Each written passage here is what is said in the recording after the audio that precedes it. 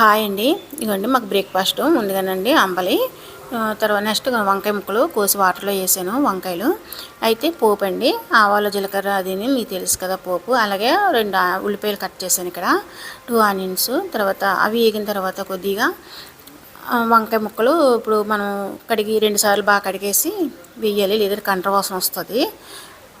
Next ఇవి కొద్దిగా వేగుతున్నాయి కదా, వేగేటప్పుడే కొంచెం అల్లం వెల్లుల్లి పేస్ట్ 1 స్పూను ఇవి వేగనివ్వండి. ఇది వేగిన తర్వాత ఉప్పు, కారం, గరం మసాలా పౌడరు మీ కారాన్ని పెట్టి మీరు వేసుకోండి, ఉప్పు కారమును. అలాగే టమాటా 1 ఇవి కట్ చేసాం కదా, ఇది కూడా టమాటా కూడా వేసేసి వేగనివ్వండి కొద్దిగా మగ్గుతూ దగ్గరగా. నెక్స్ట్ పుట్నాల పప్పు 2 స్పూన్లు, 2 పచ్చిమిరపకాయలు ఇలాగ 4 ముక్కలు కట్ చేసి వేసేయండి. ఇవి ఇలా పౌడర్ తయారు చేసేయండి మెత్తగాను.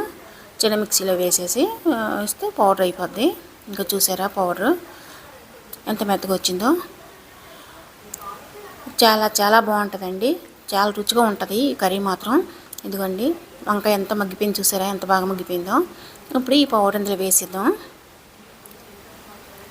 ఇదిగోండి పౌడర్ వేసేసి దీన్ని కొద్దిగా వేగాలి. కొద్దిగా వేగిన తర్వాత ఇప్పుడు వాటర్ వేయండి, 1 గ్లాస్ వాటర్ వేసుకోండి. తర్వాత నెక్స్ట్ కరివేపాకు ఇవి వేసిన తర్వాత ఇవన్నీ వేసిన తర్వాత రోటీ కానీ రైస్ కానీ చపాతీ కానీ చాలా బాగుంటుందండి కర్రీ మాత్రం. ఒకసారి మీరు కూడా ట్రై చేయండి. అలాగే మా ఛానల్ని సబ్స్క్రైబ్ చేయండి, లైక్ చేయండి. బాయ్ అండి.